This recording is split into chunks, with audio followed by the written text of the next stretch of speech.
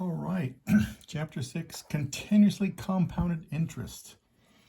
So when you see something that says, if you invest blah, blah, blah, blah, blah, blah, blah, blah, what if the key words when you know you're going to use this formula? Compounded continuously. When you see those words, that tells you this is the formula you're going to use. If it says compounded monthly or compounded weekly or compounded daily, use a different formula. But when it says compounded continuously or continuously compounded, those two words tell you you're going to use this formula. And I think that this right here is PERT.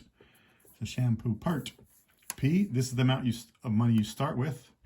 E is the constant number. It's about 2.718, blah, blah, blah, blah. That's going to be on your calculator. The button E on your calculator right there. R is the interest rate written as a decimal, not a percentage. T is the time in years. And A is the amount you end with. P is the amount you start with. A is the amount you end with. Okay, it's the amount after you're done. So if you invest $5,400 compounded continuously at 3.25%, how much money is remaining after 14 years? Should be a comma. So we're going to use, it's compounded continuously, so that's the formula we're going to use. Okay. P, how much money do we start with? 5,400. Then we have times E to the power of R times T. R is 3.25%. That's a percentage. It's not a decimal. Change it to a decimal. So 0.0325 times T. This times 14 years times 14. So you do this on your calculator. Do this first, and when you're done with that, then multiply by 5,400. Okay. So here's my E to the X button. There we go. E to the power of X. So E to the power of 0.0325 times 14. So 14 times 14 times 14 in parentheses equals. So I do that first. Then I multiply by 5,400 times 5,400, and you get 8511.336. Could round off to the nearest penny, so it's 8,511.34.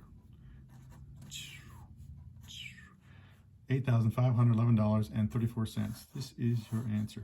Boom, boom, and boom. Okay.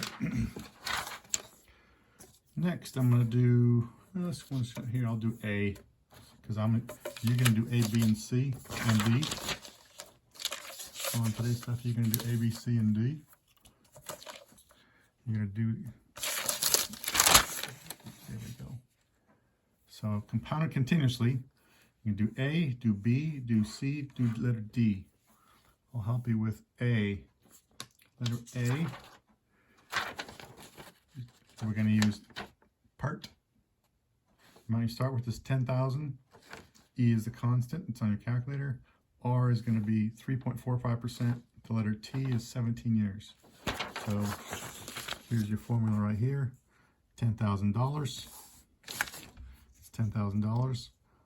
E to the power of, and then R times T. This is 3.45%. Change it to a decimal.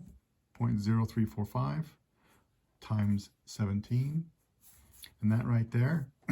So you do this first, and then when you're done with that, then you multiply by 10,000, and you should get that number right there.